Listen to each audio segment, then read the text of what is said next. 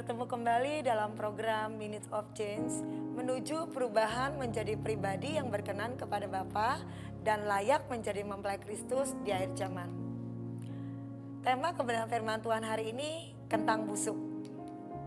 Firman Tuhan dalam Efesus 4 ayat 26 berkata, apabila kamu menjadi marah, janganlah kamu berbuat dosa.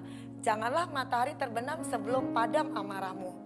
Matius 5 ayat 44 berkata, tetapi aku berkata kepadamu, kasihilah musuhmu dan berdoalah bagi mereka yang menganiaya kamu. Firman Tuhan hari ini mengajarkan kita untuk kita mengampuni, artinya untuk kita nggak boleh marah. Sebelum matahari terbenam kita harus sudah mengampuni, artinya dalam Efesus 4 ayat 26. Nah saudara yang terkasih di dalam Tuhan, saya mau menceritakan bagaimana dalam satu cerita ada seorang guru yang memberikan tugas kepada murid-muridnya untuk mereka menulis nama-nama orang-orang yang mereka benci. Mereka menulis di rumah, disuruh membawa ke sekolah. Nah, anak-anak tersebut menulis nama yang mereka benci itu dalam satu kentang. Jadi kalau dia benci 3 orang, dia 3 kentang yang dia bawa. Dan dia setiap anak itu menulis, ada yang menulis nama-nama, ada yang menulis 5 orang yang dia benci. Ada yang 6 orang, ada yang 3 orang, ada yang 10, bahkan ada yang lebih. Nah setiap anak-anak yang sudah menulis itu waktu mereka sekolah, mereka disuruh bawa ke sekolah. Sampai di sekolah ada yang ngeledek satu dengan yang lainnya. Iya kamu bawanya sedikit, aku dong bawanya banyak, seperti itu. Waktu mereka sampai di sekolah, guru tersebut menyuruh setiap kentang-kentang yang mereka bawa tadi, nama-nama tadi, dimasukkan dalam satu kantong plastik. Setelah dimasukin dalam satu kantong plastik, diikat lalu digantungkan di leher. Apa yang terjadi Bapak Ibu saudara yang terkasih di dalam Tuhan? Itu diberlakukan dalam 1 minggu. Artinya dalam proses belajar mengajar dalam mereka harus membawa nama-nama itu dalam satu kantong plastik lalu digantung sama proses belajar mengajar. Akhirnya mereka sadar orang-orang yang membawa anak-anak yang bawa namanya lebih dari 5, lebih dari 6, ada yang 10 itu mereka merasa capek ngegantung kentang 10 di dalam lehernya. Di lehernya itu sembari nulis, sembari belajar itu tuh capek sekali. Dan mereka menyesal untuk menulis nama-nama yang membenci nama orang yang banyak tersebut. Nah bukan hanya itu, nama-nama tersebut kentang itu lama-kelamaan selama 1 minggu kan lama-lama bau ya. Jadi waktu bau itu otomatis bau yang tidak sedap itu dihirup ya sama anak yang bawa banyak ini, setiap anak itu. Nah otomatis kalau kita mencium bau yang tidak enak, otomatis itu kita nggak nyaman. Kita merasa kita merasa terganggu dengan bau busuk tersebut. Nah dari pembelajaran ini kita bisa mengambil kesimpulan bahwa kita harus belajar mengampuni, kita harus belajar memaafkan, kita harus belajar melepaskan hal-hal yang buruk, kita harus melepaskan yang menjadi perintah Tuhan untuk kita tidak marah, untuk kita tidak membenci.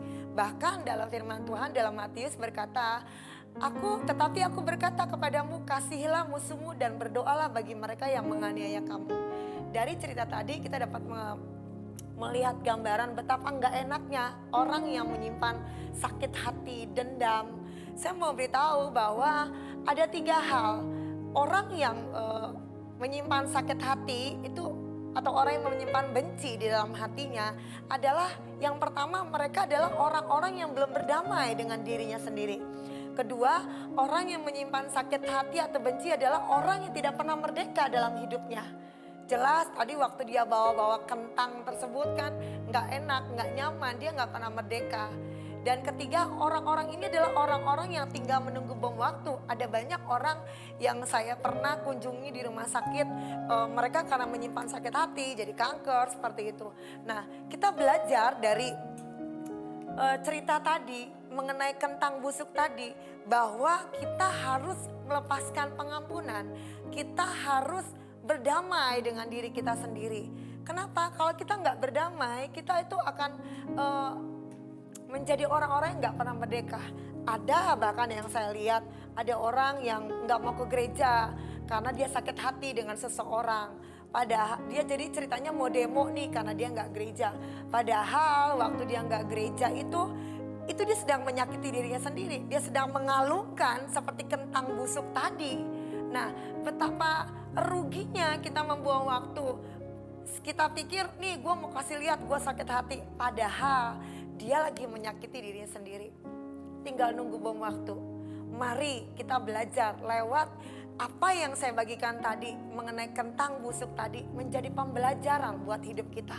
Betapa menjadi orang yang tidak mengampuni itu orang yang tidak merdeka dalam hidupnya. Pasti hidupnya itu tidak pernah sukacita.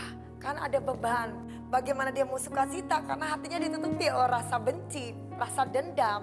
Nah, oleh karenanya mari setiap kita yang sudah mendengarkan kebenaran firman Tuhan ini, jelas firman Tuhan berkata, bukan hanya kita memaafkan atau mengampuni, tetapi Matius 5 ayat 44 berkata, tetapi aku berkata kepadamu, kasihilah musuhmu dan berdoalah bagi mereka yang menganiaya kamu. Memang gak gampang mengampuni, melepaskan pengampunan buat orang-orang yang menganiaya kita, yang sudah menyakiti kita. Tapi percayalah, kalau tekad kita adalah mengejar kebenaran firman Tuhan, kebulatan hati kita adalah menjadi orang yang berkenan di hadapan Tuhan lewat kita mengampuni. Karena firman Tuhan jelas berkata berapa kali kita harus mengampuni, 70 kali 70. Nah, di dalamnya kita menjadi orang yang melakukan kebenaran firman Tuhan. Walaupun gak gampang untuk mengampuni, melepaskan pengampunan buat orang-orang yang menganiaya kita. Tapi percayalah, waktu kita mau, Tuhan yang memampukan kita untuk mengampuni. Tuhan Yesus berkati.